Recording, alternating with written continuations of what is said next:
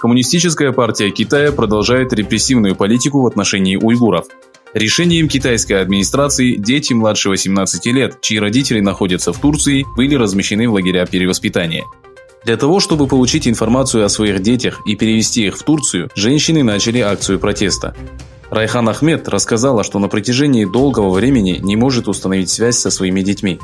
Женщина сообщила, что много раз обращалась в консульство Китая в Стамбуле, которое до сих пор игнорирует ее просьбу. Участницы акции заявили, что не перестанут протестовать до тех пор, пока им не вернут детей. Ссылаясь на интернет-источники китайского правительства, ряд международных СМИ опубликовал информацию о том, что в рамках политики ассимиляции свыше 500 тысяч детей были направлены в лагеря и интернаты, в которых им прививают китайский язык и культуру.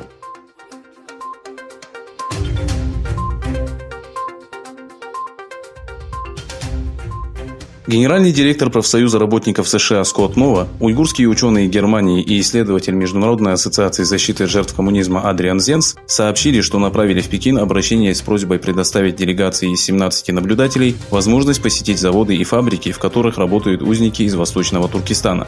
Зенс подчеркнул, что большинство этих заводов выпускают продукцию для всемирно известных брендов и призвал их отказаться от участия в нарушениях прав человека в Восточном Туркестане и преступлениях против человечества, совершаемых китайским правительством.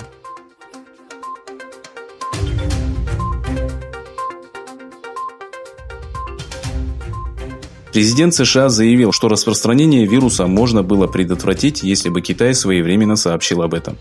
Во время пресс-конференции оперативной группы по борьбе с коронавирусом, прошедшей в Белом доме, Трамп сообщил о мерах безопасности, принятых его администрацией.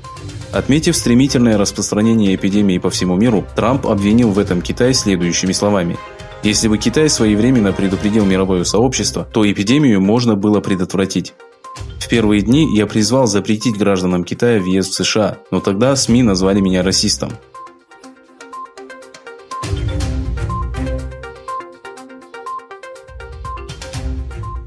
Число инфицированных коронавирусом по всему миру составило 236 тысяч человек.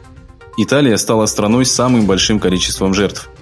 В свою очередь, Китай сообщил, что новых случаев COVID-19 не было зафиксировано. Однако специалисты считают, что Китай скрывает правду. За последние сутки в Италии погибло 427 человек. Общее количество жертв выросло до 3405. Число инфицированных до 41 035, а число выздоровевших до 4440.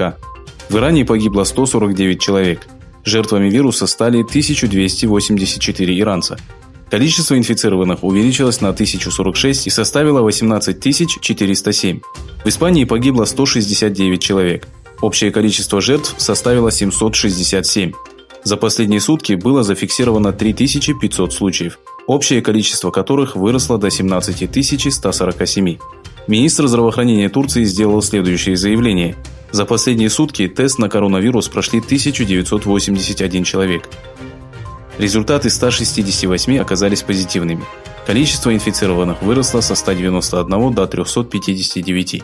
Очередной жертвой вируса стала 85-летняя женщина. Общее количество потерь составило 4 человека.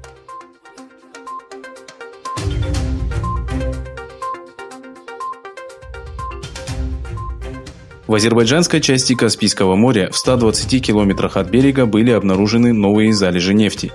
Государственная нефтяная компания «Сокар» провела исследование участка совместно с норвежской компанией «Эквинор». В результате исследований в пласте Карабах были обнаружены нефтяные залежи резервом в 60 миллионов тонн. Представители Азербайджана сообщили, что освоение нового участка также будет осуществляться совместно с норвежской компанией.